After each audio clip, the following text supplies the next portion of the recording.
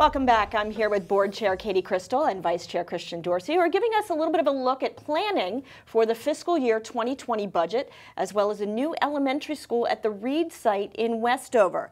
Now, with the planning for the fiscal year 2020 budget officially kind of got underway with this meeting, with the board's guidance to the manager. And what are really the key elements that we should look for? Well, first, some context setting. We are looking at a challenging budget year where to continue services and programs that we had last year, we're looking at a deficit of $25 to $30 million. And that's due to the primary factor of our being in a period where growth is not keeping up with expenses. So we have had growth, which is a positive thing for any community, but it's been about half of what expense growth has been. And that expense growth has been within the range of what we would hope for, so we don't have any problems there, we just have not enough revenue growth. So with that, we've got a few options that we'd like the manager to sort of take into his budget laboratory and work on.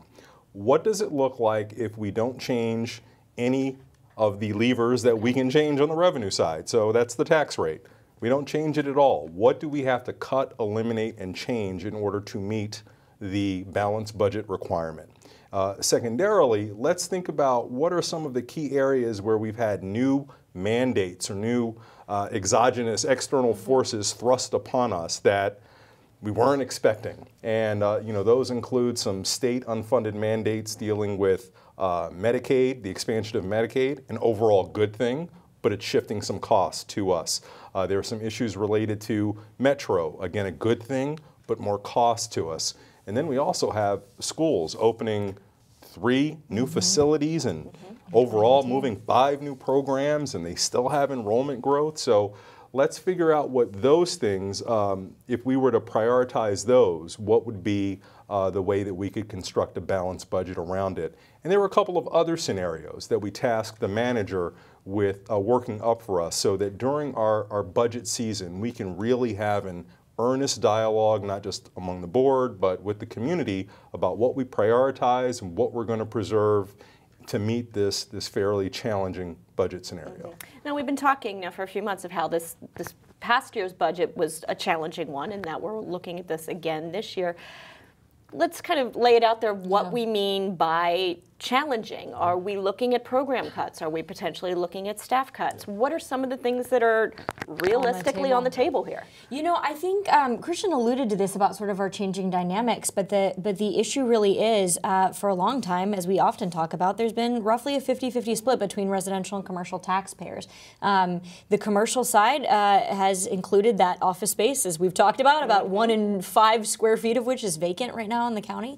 And so we haven't seen that revenue coming in or growing at it is growing at relatively flat rates. What that basically forces is a question among residential taxpayers to say, this level of service that our business side has been subsidizing, do you want to keep that level of service and pay more for it, or would you like to decrease that level of service? That's the question on the table, and to answer your question, that's a challenging one. No one would like to pay more for the same or get less for the same.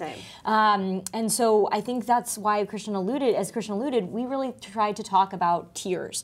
That's a tough question to answer in the abstract. We're going to try to answer it in the specifics. What are the programs that would need to be cut, eliminated, entirely, dramatically reduced back, and in order for us to not raise the tax rate? And is that acceptable to the community?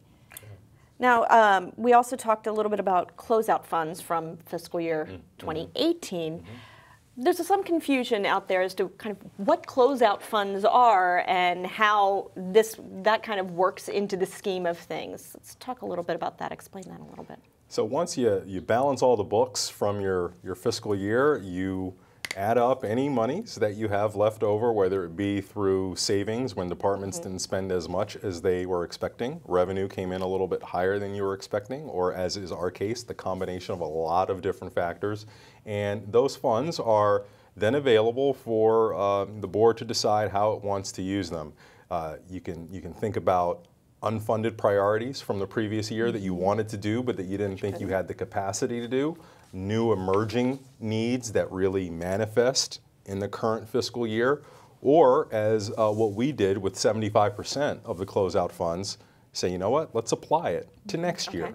And particularly when you have a tough, challenging budget time, it's very responsible that you're not creating ways to spend a prior year's surplus, but instead using that as part of your strategy to actually make sure you can meet the needs that you know you're going to have coming up. What kind of a dent does that really make? Well, and this is a great question, because here's what those closeout monies are not. Ongoing money. And so it's very tempting to say, right, 16.5 million being carried over.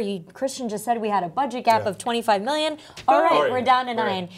The issue is, and you know, we always use or I often use anyway, the analogy of you can't use your birthday check from your grandmother to pay your rent, right? That's not sound fiscal planning. That is a one-time source of revenue for an ongoing need.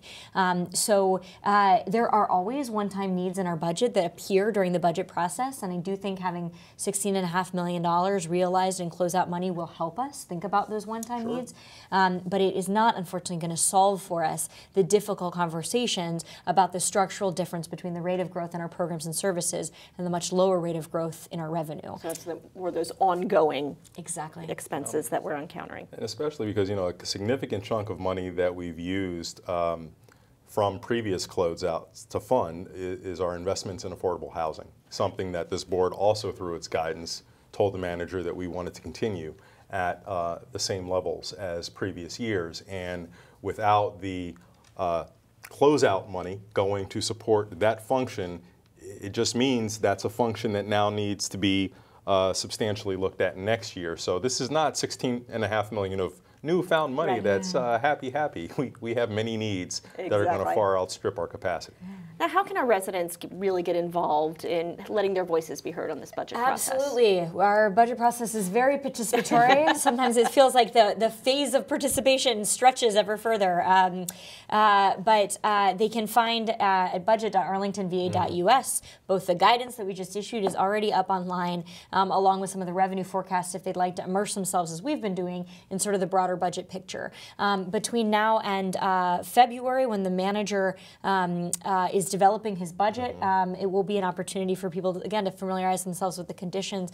The manager will release his budget at our late February meeting, which will be the board's first look at it, the community's first look at it, and that kicks off a really intensive 2 or 3 months. There are budget work sessions that people can tune into, do a deep dive in the departments they care most about or departments they think should most be targeted for reduction, as the case may be. We have a number of engagement opportunities directly with the county board. Open Door Monday, we take comments on the budget. Historically, we've done as well a budget survey. So we really aren't kidding when we say that we want to and deeply consider hearing from what Arlingtonians value. And that's especially true when there are not enough resources to cover all of our priorities. All right, well, we'll see what our residents have to say as we move forward through the winter.